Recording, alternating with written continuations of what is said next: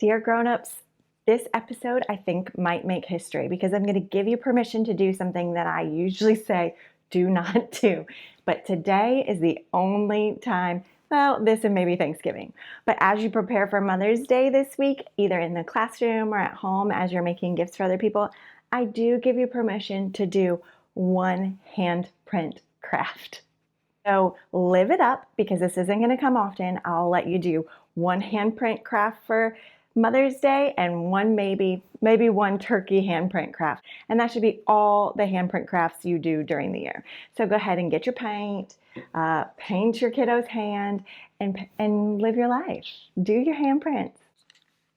So you're telling me that I am against these handprint crafts?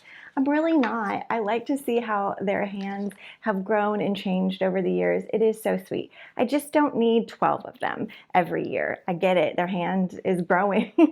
But I would rather see them do some real art where they're creating things, making some choices. This is product art. And we're going to talk a little bit about the difference between product and process art experiences. Usually what happens when we do a handprint craft is we call children over one or two at a time. The grown-up in the situation is in charge of the paint. They're the ones with the paintbrush. They're the ones pouring the paint. They're the ones mixing the colors. The children are just there. They're kind of a passive participant. They supply their hand, the teacher paints the hand.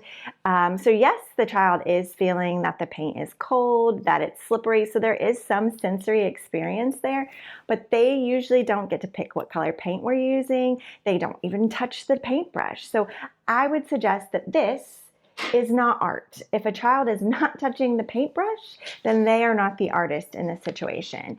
It does supply you with some cause and effect. So, they figure out, like, we paint my hand, then when you stick it on the paper and you take it off, oh my goodness, there's my hand. They do get some of that. They may get some color recognition out of the whole experience. But usually then what happens is they're going to go put this over there to dry. The teacher's going to draw the cute little stem on here, maybe write Happy Mother's Day or paste on a cute little poem. We'll make this look like an adorable flower and we'll give it to the mom for Mother's Day for a gift. Very sweet, very kind. The mom is going to love it. The person that may not love it is the child that was doing it. And honestly, some kids really do like this. It's a fun sensory experience for some of them. But I would suggest that there are other ways to do art that have children explore the process of art and not just the product, the end thing of art. Let me go wash my hands so I can talk to you normal. We have been conditioned to think that these types of craft activities are required in preschool or toddler experiences. It doesn't have to be that way. But I remember way back in my early teaching days, things like the Mailbox magazine.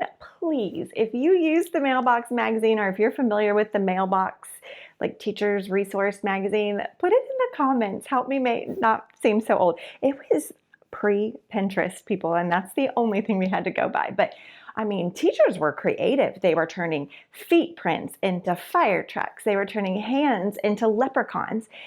What I'm saying is art in early childhood should not rely so much on the teacher's creativity to doctor up a handprint and make it look like something, but more on the child's creativity.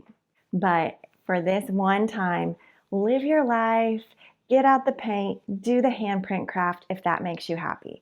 What I would suggest is maybe you could add a little something else to the experience too.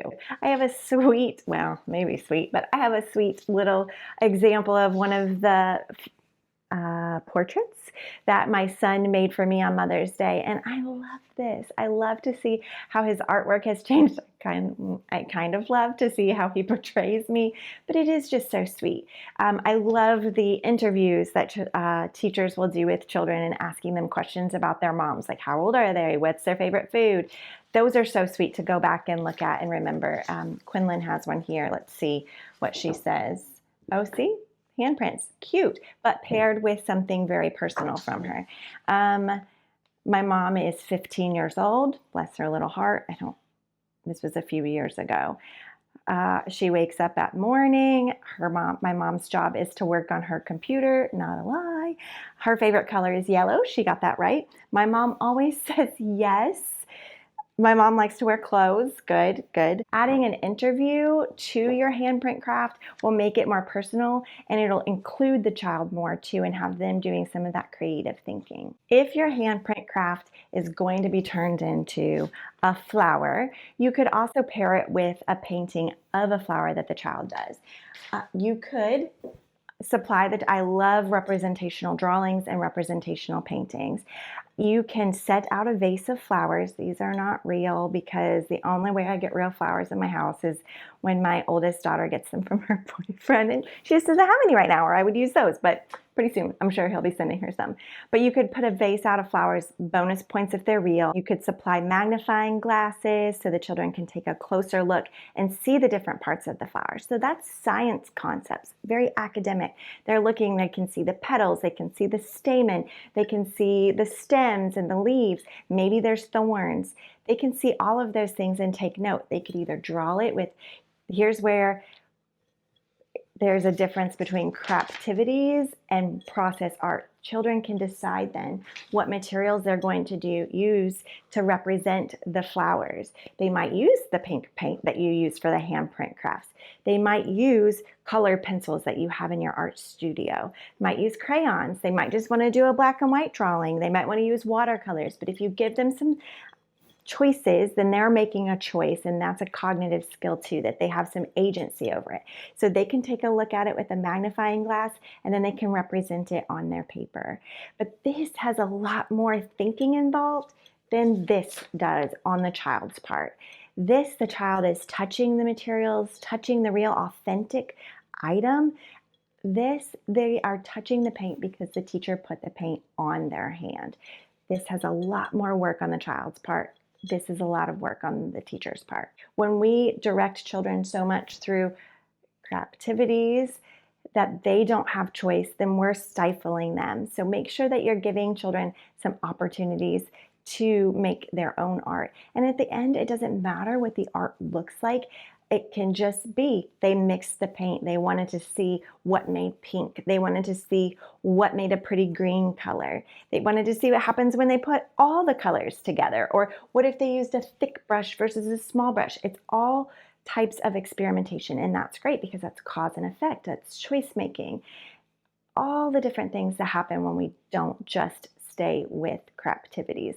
So it doesn't matter what the end product looks like. That's just a quick rant on why I don't love craptivities and why I love process art instead. But I am giving you permission just this one time, just this week, as you prepare for Mother's Day and Mother's Day gifts that go home, you can do the handprint craft. I okay it. Go ahead and do it. Send it home. The moms will love it. But just remember to do the other stuff as well. If you have a great Mother's Day activity that you do in your classroom that you want to share with the rest of us, or if you're a parent and you've gotten a really great Mother's Day gift or Father's Day gift, let us know in the comments so that way we can expand our repertoire of process art. Talk to you next time.